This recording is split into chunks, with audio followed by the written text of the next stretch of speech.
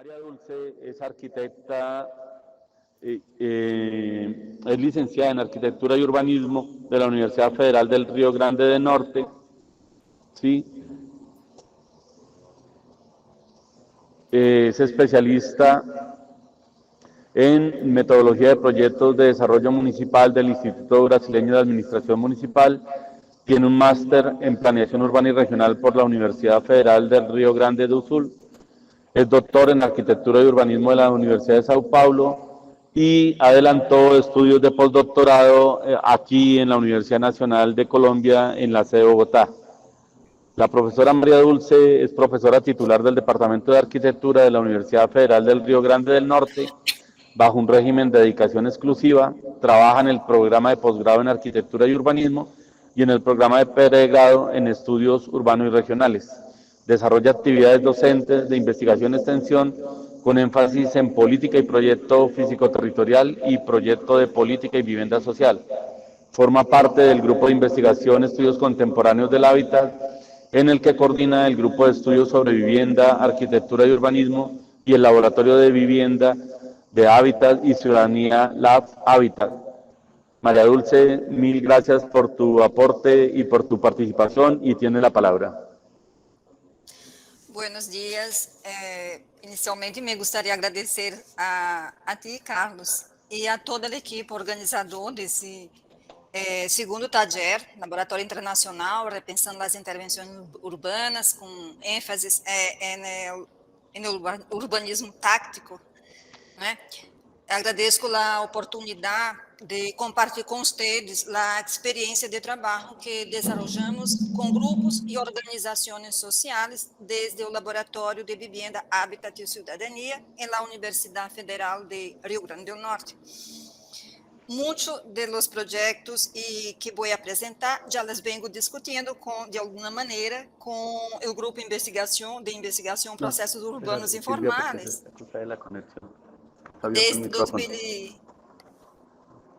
Desde 2016, quando, como falou Carlos, realizei a paciência pós-doutoral bajo a sua supervisão.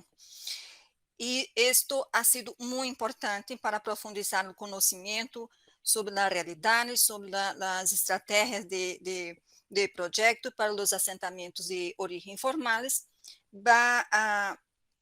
em la perspectiva latino-americana e de Centroamérica, que muito nos interessa nosso grupo de investigação. Dialogando com dos objetivos do taller, principalmente me gostaria de reflexionar sobre a construção de metodologias alternativas para a análise e intervenção em bairros autoproduzidos, involucrando a comunidade e a academia, que mais nos acerca. Muito rápido, vou apresentar-lhe o contexto do laboratório em la trajetória do curso de arquitetura de Natal, né, da UFRN.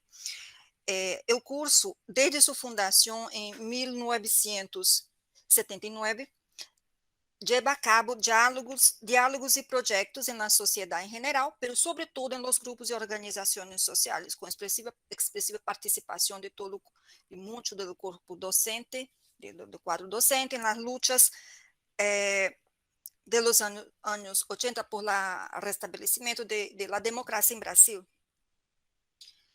Isso contribuiu de uma maneira muito importante para a formação de uma cultura acadêmica comprometida com a realização dos direitos humanos e a concepção e as concepções do direito à cidade, né? Com a institucionalização do Laboratório de Hábitat e Cidadania em 2009, o curso de arquitetura reafirmou estas concepções e os princípios da interdisciplinaridade e da indivisibilidade da enseñanza, extensão e investigação. O Lab Hábitat está nucleado no laboratório dos grupos de investigação que são o Ecohabitat, mas assim, o Ecohabitat e História da Cidade e do Urbanismo. o laboratório, dialogando com a extensão e com a enseñança e investigação, tem os grupos de estudo, onde estão os grupos de extensão solidária mais de mais largo tempo, com atuação de mais com 30 anos no programa. Né? Os enfoques teóricos predominantes são aqueles que concebem o direito à cidade e o direito à vivienda, um direito humano fundamental.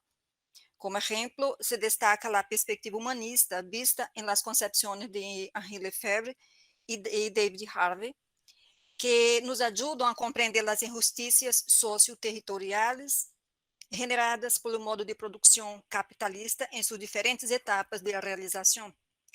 Também se destacam os estudos realizados no âmbito do direito urbanístico, né, que entendem o conflito territoriais desde a perspectiva da função social da propriedade e como um problema estrutural em la formação territorial brasileira. E aqui estão os investigadores como a Hermínia Maricato, que sempre tem um clássico, né, artigo "A Terra é um nudo em la sociedade brasileira", e que é um ponto importante para pensar toda a questão da vivenda social e a informalidade urbana. A Raquel Ronick, Edésio Fernandes, que é jurista, Betânia Alfonsin, e temos muitos investigadores que estão construindo o campo do urbanismo numa perspectiva de direitos e que nos ajudam muitíssimo a reflexionar. O educador Paulo Freire nos oferece ensinanças sobre educação popular, sobre a importância da escuta e do intercâmbio de saberes. Um pouco do laboratório, do espaço, né, que estamos todavia. A cidade de Natal, onde estamos ubicados, e sua região metropolitana, han sido o universo principal de nossa atuação. Natal se encontra cerca de lo que se suele chamar a esquina de América do Sul, né? A origem do Oceano Atlântico. Sua ubicação geográfica revela exuberantes paisagens naturais, mas também sérios processos de desigualdade social. Como o professor Carlos falou em sua apresentação sobre as favelas de Rio de Janeiro e São Paulo, Natal é uma cidade que tem cerca de 900.000 habitantes, mas que também apresenta a mescla de cidade formal e informal. Sin embargo, os indicadores de ingressos mostram a segregação socioespacial, né, através de los tonos azul oscuros se pode ver que os estratos de ingressos médios e altos predominam em las regiões este e sul, né? Em tonos de azul claro, onde estão as regiões norte e oeste, mais ao norte e mais ao interior da região metropolitana, predominam os estratos de ingressos baixos. E temos uma centralização de Natal. Os tons claros são a área metropolitana, né, com um déficit habitacional, se na área metropolitana 55.000, 60.000 vivendas, Natal concentra como que 34.000, cerca de 34.000 vivendas em seu déficit habitacional.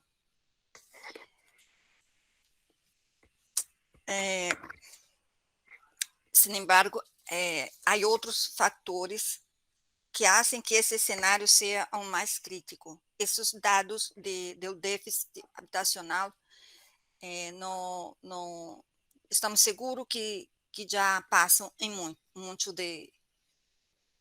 os números são mais altos. O Brasil não ha hecho o censo 2020, todavia, e com o processo de desmantelamento das políticas públicas e desconstrução do marco normativo de direitos verificado a partir de 2016, esta situação se ha vuelto mais crítica, intensificando os conflitos territoriais no país, a pandemia, os desalojos, a ausência de políticas públicas de vivienda. o Banilson, que é uma representante de um movimento sem teto, chamamos em Brasil a população em situação de CAD, habla de cerca de 1.500 pessoas em Rio Grande do Norte, 700 pessoas foram vacunadas em Natal e todavia não estão fazendo um censo mais preciso de quantas pessoas, porque ha crescido muitíssimo a população em Las Calles. E o contexto, todo esse contexto, nós assumimos o compromisso junto à campanha de desalojo zero, que é nacional e internacional, porque o Brasil estamos mobilizados para enfrentar toda a pressão, toda a criminalização dos movimentos sociais e a pressão sobre as comunidades, desde a relação entre Estado, empresas, e grande pressão imobiliária em nossas cidades.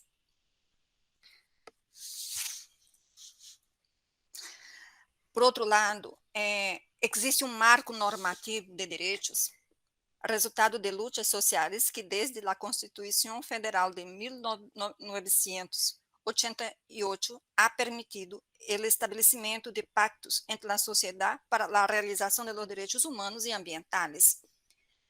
Estamos em um momento de crise, um momento muito frágil, porque o marco de leis estão presentes, principalmente para as políticas territoriais, o princípio da função social da propriedade, insertada na Constituição Federal de 88, na aprovação do Estatuto da Cidade,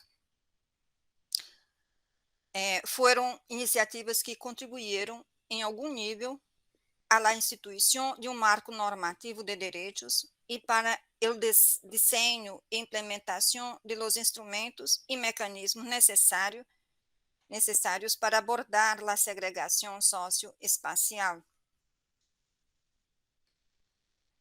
Sin embargo, Luiz César Ribeiro, que é um sociólogo, investigador do Observatório das Metrópoles,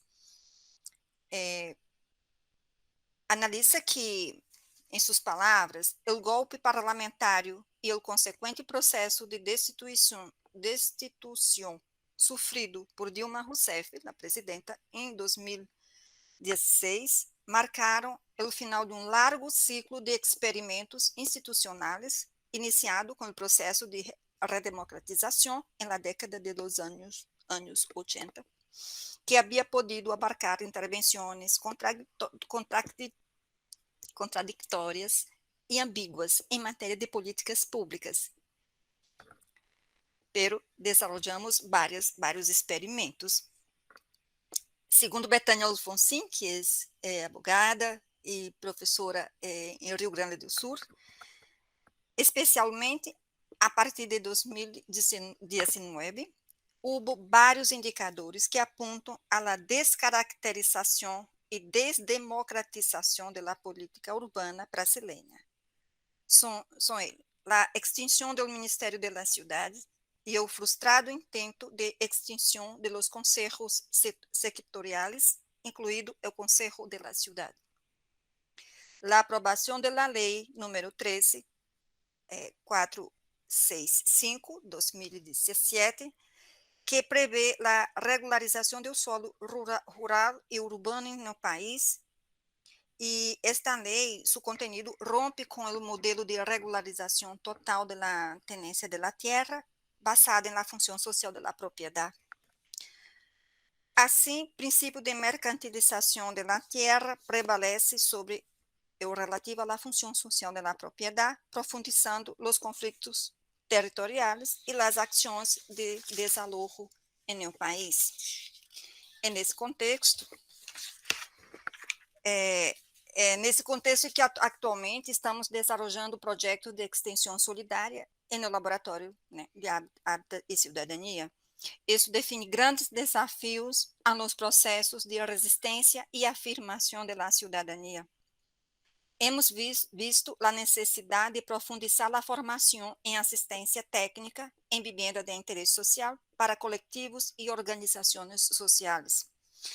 Destaco que a assistência técnica é parte da agenda de los movimentos em la luta por la vivienda em Brasil. E em 2008 se aprovou com êxito a Lei 11.888 no governo do presidente Lula. A lei institui a assistência técnica e regula o livre acesso de todas as famílias com ingresso de até 3 salários mínimos a serviços profissionais de arquitetura para a construção, reforma e ampliação de suas viviendas. Há pendiente de regulamentação, esta lei señalou a necessidade de ampliar os espaços de capacitação em matéria de assistência técnica em vivienda de interesse social. E no Departamento de Arquitetura, na UFRN, se criaram 2 componentes curriculares: assistência técnica para vivienda de interesse social, a nível de pré-grado, e vivienda e tecnologias sociais a nível de pós-grado, uma iniciativa de docentes involucrados com a extensão, né, com todo o projeto de extensão. E estas assinaturas, essas disciplinas configuram como os campos principais desta formação, articulando principalmente os estudantes que participam nos projetos de extensão de todos os grupos. Então, são disciplinas abertas, estamos há uma ênfase para os discentes involucrados em todos os projetos de extensão. A ideia é aprofundar metodologias, conhecer as experiências e avançar. Bueno, então, desde esse contexto, les apresento os grupos que participam do laboratório e, ao final, vou particularizar o grupo que coordeno e que trago a experiência de urbanismo tático para dialogar mais acerca com vocês. Né? O grupo de estudo sobre a reforma agrária e hábitats, um grupo já há 30 anos, a professora Amádia dedica aos estudos de investigação e assistência técnica ao movimento Sin Tierra, e eles têm atuado em todas as fases, todas as escalas do projeto e han hecho formação a nível grande pré-grado de profissionais que atuam na realidade do campo e nos processos políticos do hábito nessa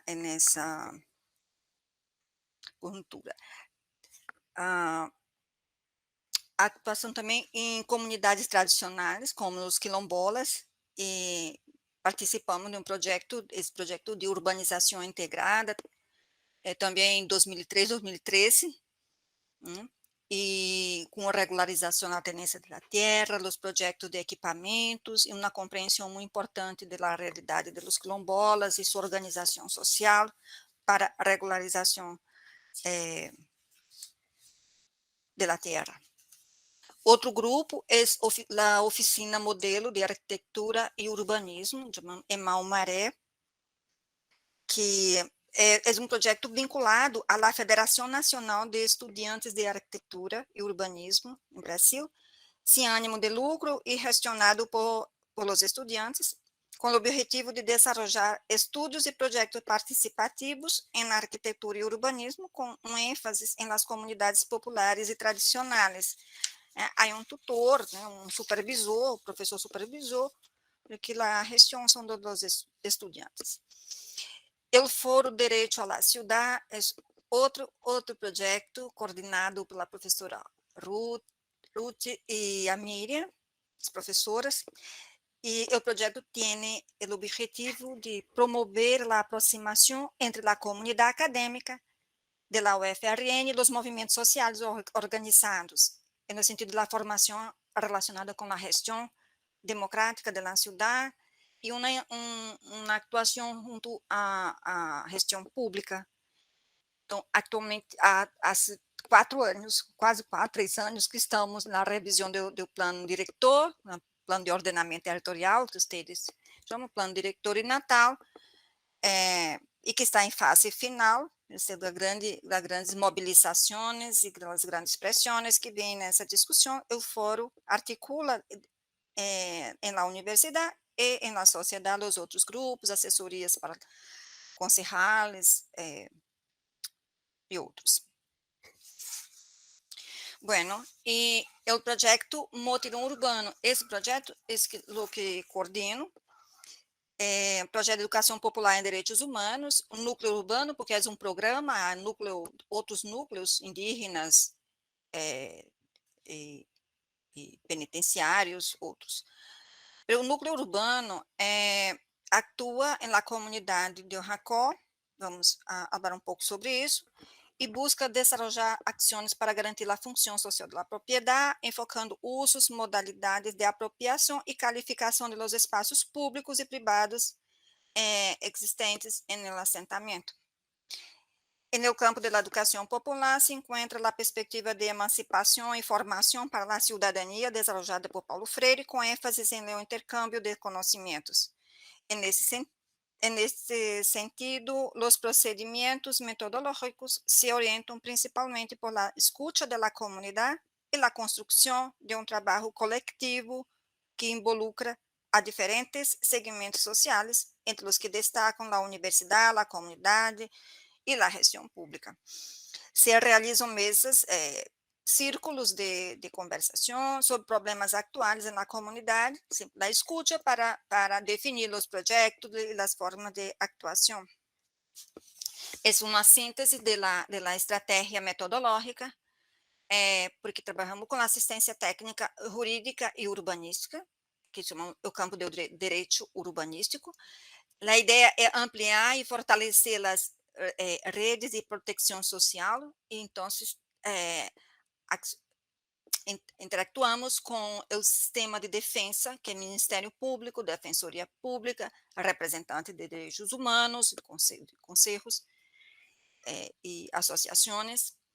Então, essa é a ideia principal. E temos os procedimentos do cotidiano que nós consideramos que anima a comunidade para as questões mais duras, né? Então, realizamos os encontros, ações comunitárias desde suas solicitudes, aponto qual o problema que vamos a trabalhar, e temos um dia a dia, um cotidiano dinâmico para enfrentar esses processos jurídicos e as coisas mais e que vão desenvolver.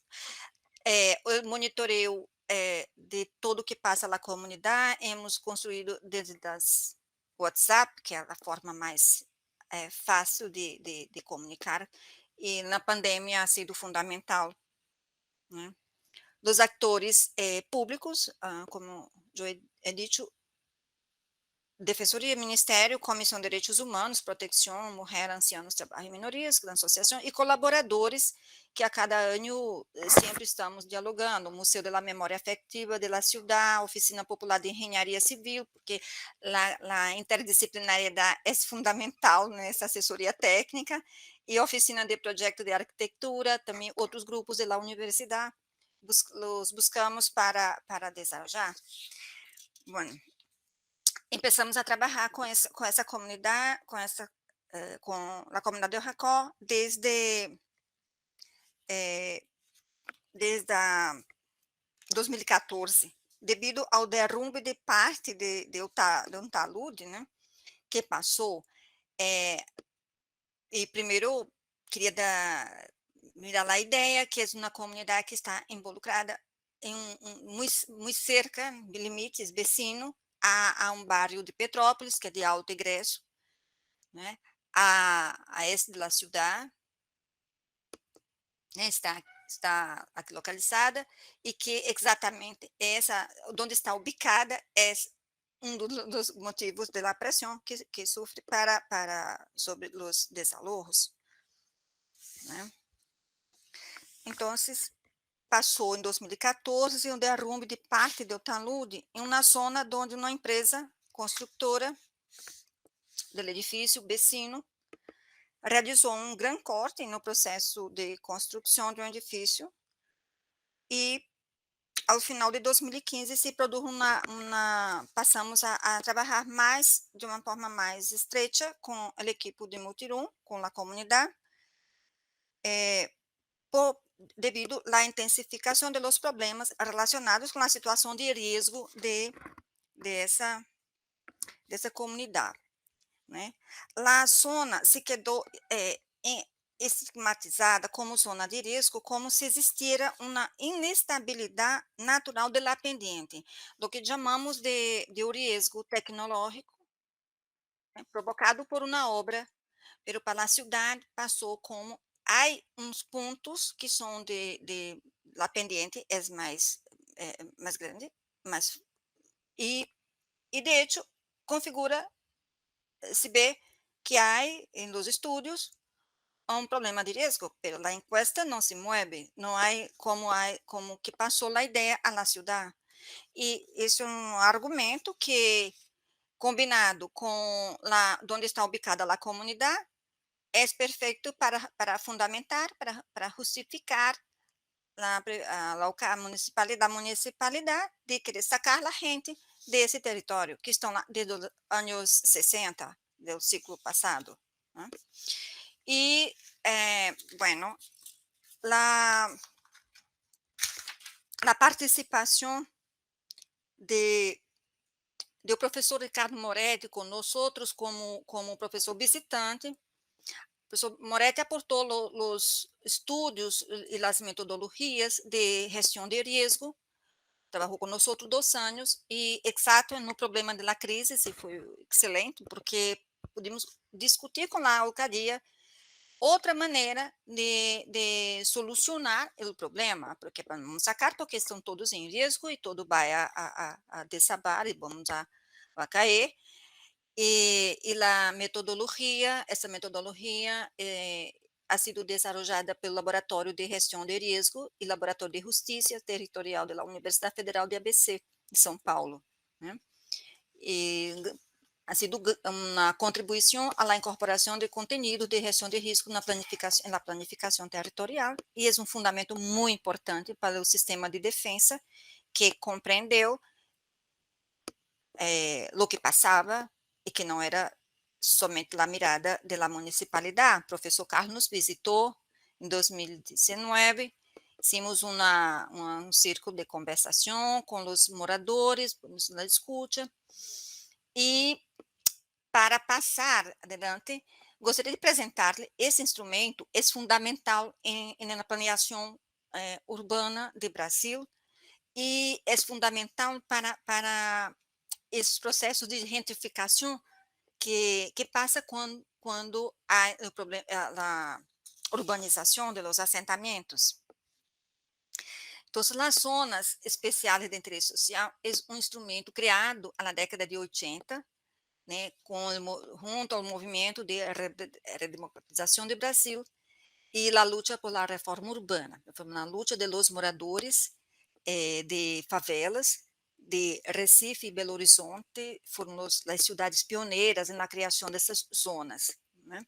Em Recife, com o apoio da Comissão de Justiça e Paz da Arquidiocese de Olinda e Recife, que apresentaram o projeto, porque a ideia era que a planeação de los anos 70 não havia o registro em os planos, na planeação de los assentamentos informais. Então, se eles não eram considerados na planeação, também não eram considerados na política. E, então, eles postularam, plantearam de que nós queremos que nossas vivendas, nossos territórios estejam na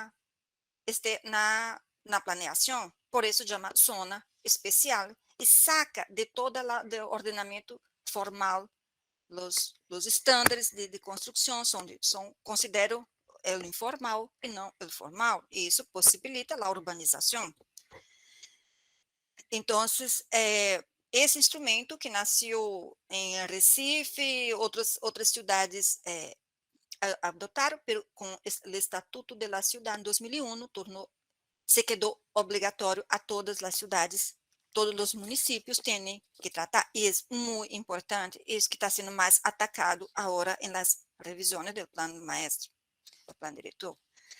Né? Então, é um pouco essa a ideia, se cria, se demarca todas as áreas, e essas áreas têm os padrões, né, de construção, mas que são adequados à dinâmica das comunidades, mas não são estimulantes para o mercado, porque não pode construir em altura, porque considera o lote pequeno, porque não pode juntar hasta 200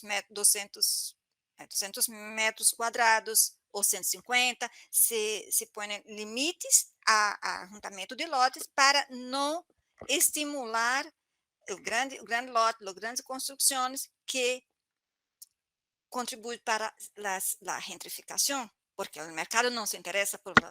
E o mercado sempre está pressionando para quitar esses parâmetros. Em Natal, temos 70, 80 assentamentos reconhecidos como área especial, podemos chamar zonas, como está no Estatuto da Cidade, e alguns municípios, como Natal, chama área especial de interesse social, para dialogar com sua especificidade de planeação.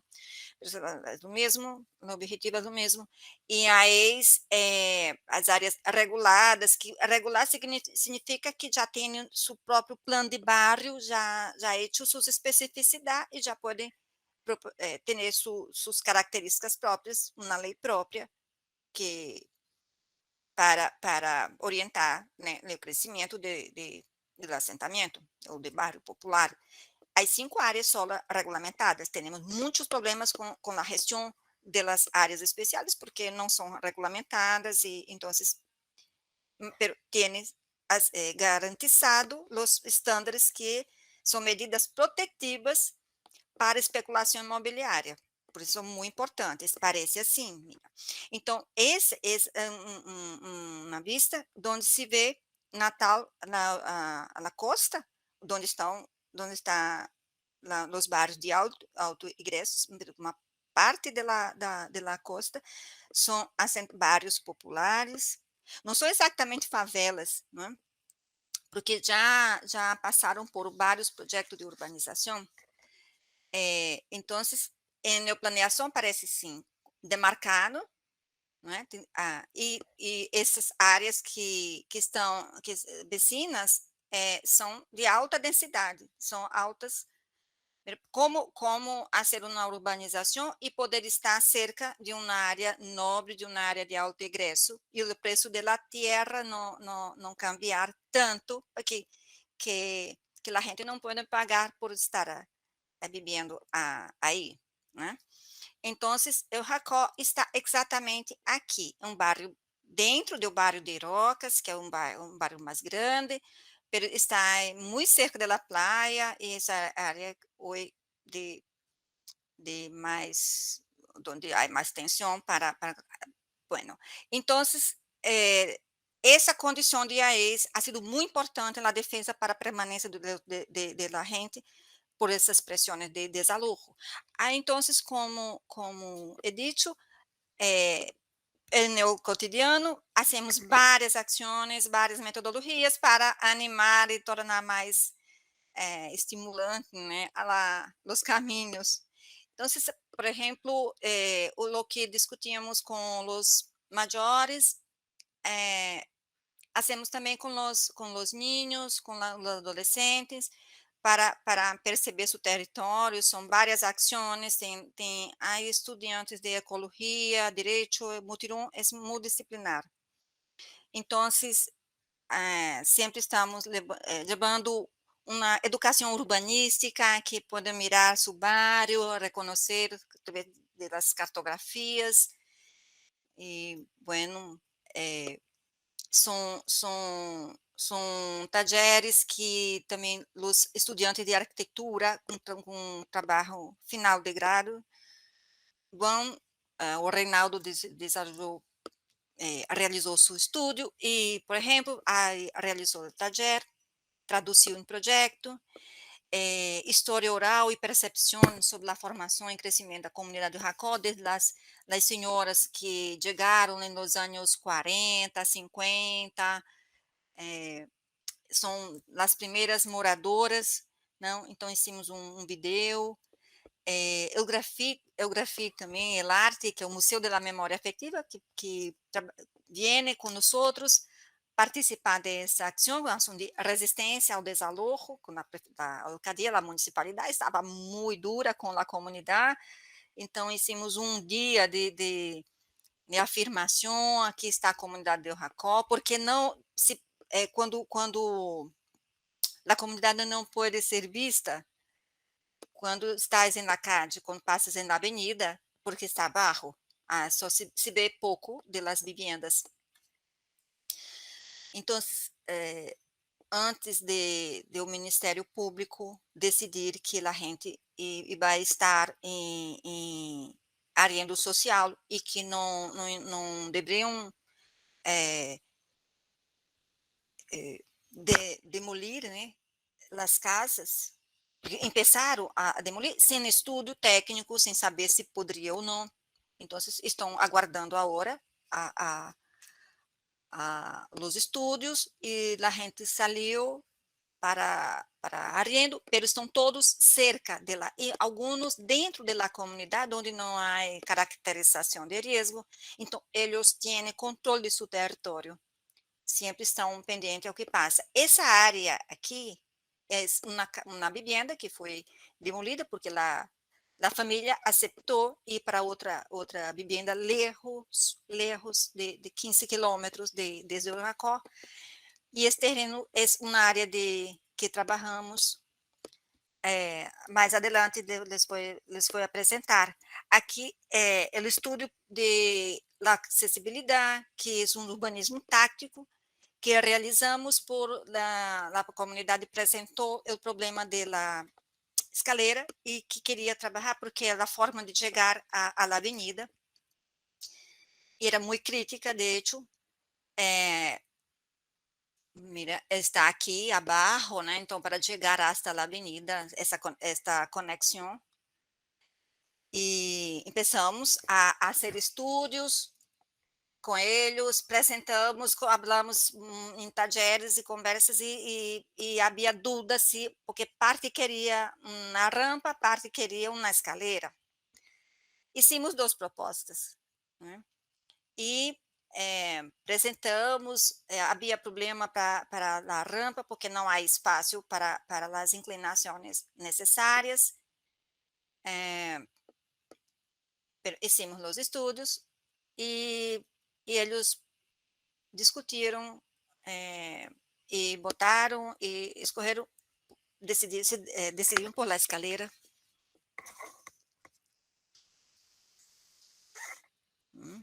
Então, hicimos um orçamento, como que $900 para ser a rampa e 300, uns 370, $400 para a escalera, né? Hicimos uma coleta de recursos por plataforma de internet e logramos os recursos.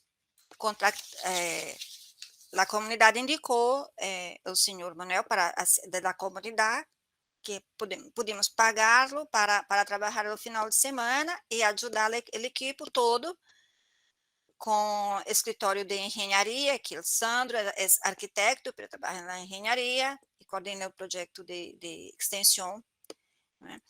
Então, executamos e trabalhamos essa reforma com todos os critérios urbanísticos aprovados na alcaldía, na municipalidade, as normas, e o que chamamos de educação urbanística, não? De trabalhar com eles também, de aprender a função que tem as marcações, né, de segurança. E o que nos chamou muitíssima atenção, que a preocupação estética era presente todo o tempo, porque não tínhamos as tintas para pintar todo, e depois não temos que pintar todo, e logramos as tintas e as plantas, Entonces, eso es una experiencia que la comunidad se sintió como que qualidade de espaço, como podemos de hecho transformar nossos espaços e como a alcadia pode ser e não é tão caro como parece, né? Sempre porque não tem recurso, não podemos fazer, a alcadia sempre está falando assim, né? As secretarias nunca podem atender, então não, com $400 pode fazer câmbios importantes, né? E naquele espaço naquela um terreno que é mostrado, eles havia muita basura e essa parte aqui da comunidade é que é uma área mais crítica de risco. Então, quitaram lá a vivienda e se quedou assim com os restos de construção, estava muito mal na área. Empezamos então e há um ponto de água aqui que quando há umas partes altas da comunidade que não podem atender e vêm buscar água aqui. Então hicimos com eles também umas ideias de como arreglar e como limpar e chamar a alcadia para sacar todos os restos de construção.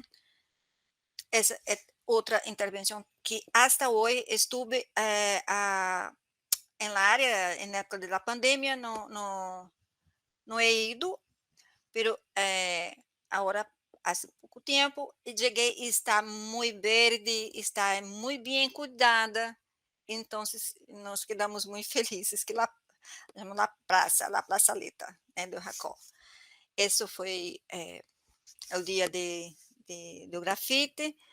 Y lo que miramos es que son acciones, urbanismo táctico, es importante, me parece, como parte de uma estratégia mais grande, porque não que tenha que ser assim, porque nesses casos tem um potencial muito grande de transformação, porque anima, porque não estamos só, imagina, trabalhar plano diretor, a lei que vai venir, então, é lejos da realidade cotidiana, então temos que ter essas estratégias para involucrar mais gente da comunidade, né, mais residentes e mais compromissos também com o processo, então maior compromisso com que eles assumiram com seus espaços.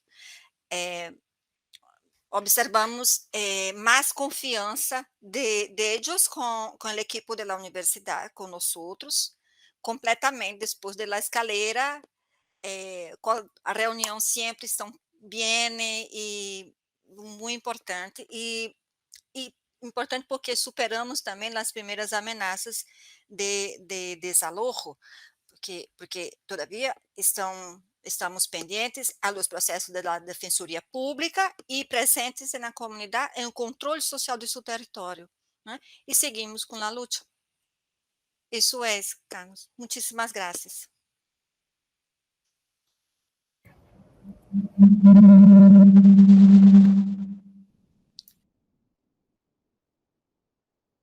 Aló. ¿Ya se escucha? Aló, aló, aló.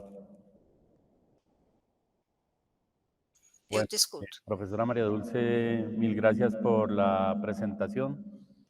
Creo que el ejercicio que ustedes construyen allá desde la universidad es un ejercicio que nos muestra, al igual que veíamos los 2 días anteriores con la Universidad Autónoma de Nuevo León y el TEC de Monterrey, la importancia de la participación de la universidad en la búsqueda y construcción conjunta de alternativas con las comunidades frente a sus necesidades, pero también nos muestra las dificultades que de alguna manera subyacen a ese esfuerzo en términos de la gestión y los recursos para poder sacar adelante pues cualquier tipo de iniciativa que se plantee.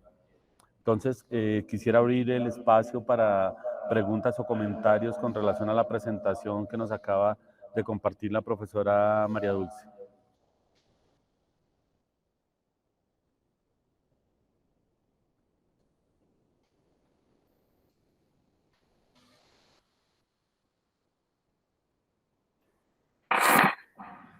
Hola.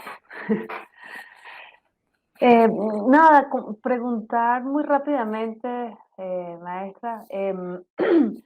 Vi en algunas de las fotografías a chicos muy jóvenes, a niños en la playa. eh, en cómo integran esta participación de los más chicos, ¿no?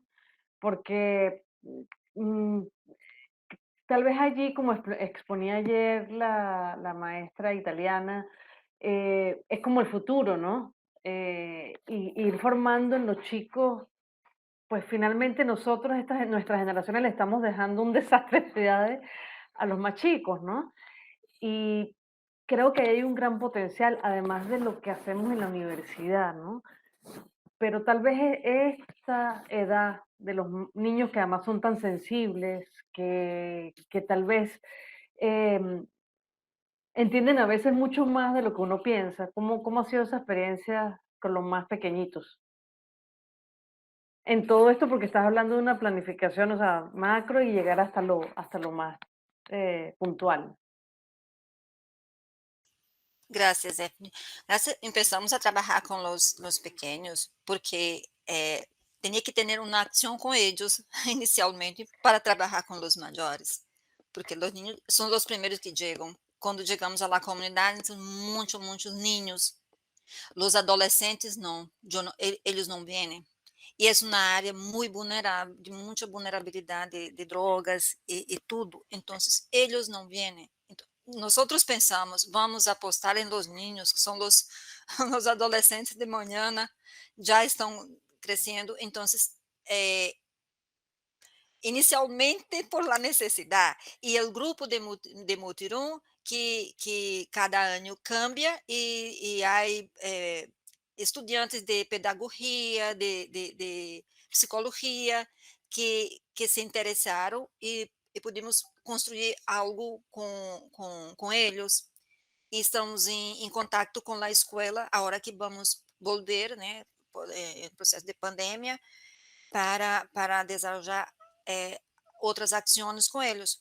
Pero nosso grande desafio são os adolescentes, porque sempre são a população mais maior, né? As senhoras e os ninhos. Então, isso é. Gracias. Nossa aposta é essa para o futuro, não tenho Claro. dúvida. Sim. Bien.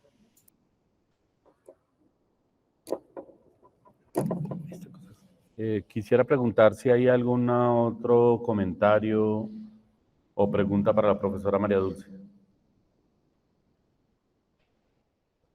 Mientras se animan, yo quisiera preguntarle a María Dulce, el lunes, cuando yo hacía la presentación, en alguna pregunta señalaban si efectivamente en América Latina existían experiencias e iniciativas que permitieran articular esas perspectivas desde la comunidad y esas perspectivas de entender los procesos en los territorios de origen informal que pudieran desarrollarse de una manera diferente a esa mirada que implicaba solamente la lógica de la formalidad.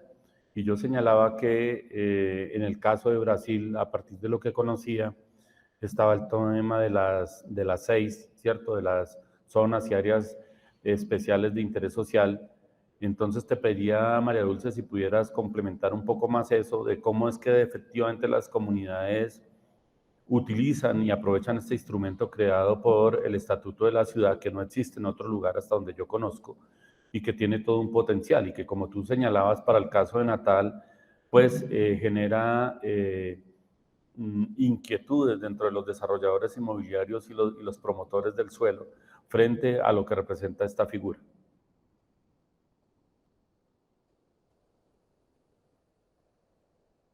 Gracias, Carlos. Carlos, as zonas especiais, quando foram criadas nos anos 80, foi por la luta de los moradores de las favelas, dos que viviam em las favelas. Então, nasceu forte. Depois, com o reconhecimento no Estatuto da Cidade, se quedou mais forte por a obrigatoriedade da alcaldía a adotar. Pero já tienes que as comunidades em geral não planteiam ser UNAES, por exemplo, porque já são instituídas no plano diretor. E nós outros temos as comunidades como Mãe Luísa, né, que eu apresentei no dispositivo, que está cerca na costa, cerca de Areia Preta, que é alto ingresso. As experiências exitosas são exemplos para as outras, para entender que é bueno ser uma ex, porque há todo um discurso das empresas em las comunidades.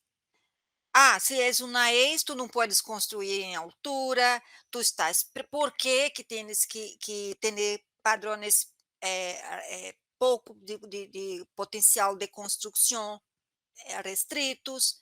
Então, há um discurso de desconstruir a ideia de los mecanismos de proteção com a ideia de mercado para as comunidades. E nós outros temos que disputar e fazer o trabalho com as comunidades, nos fóruns, com os concejales, que é uma obrigação do Estado, é um mecanismo para efetivar, para realizar os compromissos do Estado brasileiro em la renda habitat. Os compromissos para efetivar o direito à vivienda se concretizam nas políticas públicas, né?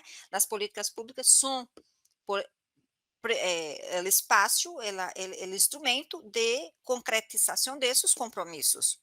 Compromissos não são abstratos, estão lá assinalados e tens que fazer algo desde as políticas públicas. Então, a política urbana las 6 é um instrumento para o Estado efetivar.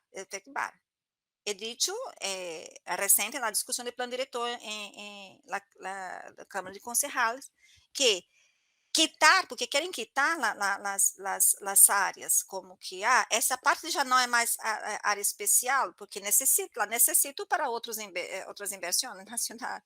Bueno, quitar uma se todavia há a gente que vive com 3 salários mínimos, o ingresso de interesse social de 3 salários mínimos, é uma violação de direito, porque é uma proteção para que possam pagar por estar aí. Né? Trabalho na praia, seu trabalho e vivienda são conectados, então o instrumento é uma luta. Por exemplo, a lei de regularização de terra, que já não vincula, já não relaciona com área especial como a outra, que prioriza a titulação jurídica, notária da terra, pero não a urbanização e a regulamentação, que é a ideia de leyes. Então, a lei federal nacional diz não precisa ser uma área especial, já é uma flexibilização, né, já dificulta a implementação de leyes. Pero para nós outros é um instrumento fundamental para segurar um pouco a gentrificação. Eu creio que se quitar a ex, por exemplo, Natal vai quedar toda a costa, óbvio, com altos egressos, óbvio. Isto. Maestra No sé María si te Dulce, respondo. mil gracias por la respuesta y pues desafortunadamente, como he dicho todo este tiempo, los tiempos son absolutamente implacables. Agradecerle por la participación y por compartir con nosotros la experiencia que desarrollan desde la Universidad Federal de Río Grande del Norte. Y al igual que en las otras presentaciones, creo que han abiertas muchas preguntas e inquietudes para poder seguir desarrollando y trabajando, ¿cierto? Desde las perspectivas en aquellos elementos que nos son comunes y en aquellos que de alguna manera tienen una particularidad específica que pero vale la pena identificar y reconocer para poder seguir trabajando. Maestra María Dulce, mil gracias y pues nos seguimos encontrando. Muchísimas gracias, Carlos, a usted, a ti y a todos.